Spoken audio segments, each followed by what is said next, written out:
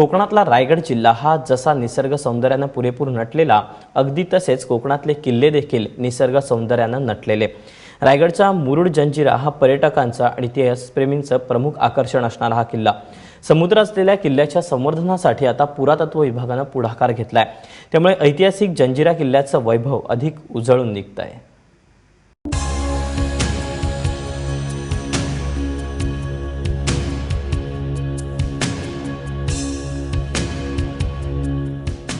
रायगडच्या मुरुडमधील जंजिरा किल्ला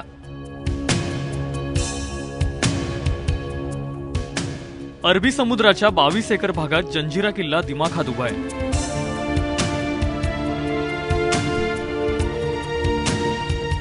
मुरुड जंजिरा हा निसर्गाचं गोजिर रूप आहे, पण जंजिरा किल्ल्यावरची 40 फुटी तटबंदी, 22 बुरुज आणि तोफा यांच्या सौंदर्याला माती आणि झुडपांनी वेढलं होतं। त्यामुळे या किल्ल्यावर येणाऱ्या पर्यटकांना या वास्तूचं सौंदर्य अनुभवणं कठीण झालं होतं। मात्र पुरातत्व विभागाच्या प्रयत्नांमुळे आता या किल्ल्याच्या सौंदर्यात भर पडली आहे।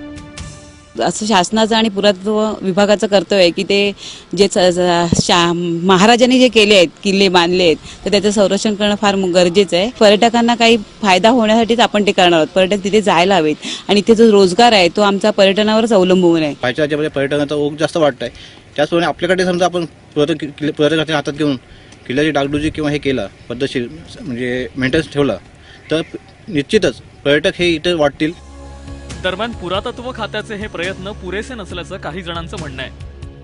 पिण्याच्या पाण्याची सुविधा करणे आवश्यक आहे ह्या ठिकाणी, कारण एवढ्या मोठ्या समुद्रामध्ये हा आपला किल्ला उभारलेला आहे आणि ह्या ठिकाणी पिण्याची पाण्याची सुविधा नाही म्हणजे सगळ्यात मोठी किती मोठी गोष्ट आढळून आली त्या ठिकाणी। पावसामुळे झाडी पूर्ण जंगल झालेलं असतं, तुम्ही इथून माणूस चालू पण शकत नाही। 5 ते 6 फूट गावात झाडीवरती झुडपं झालेली असतं।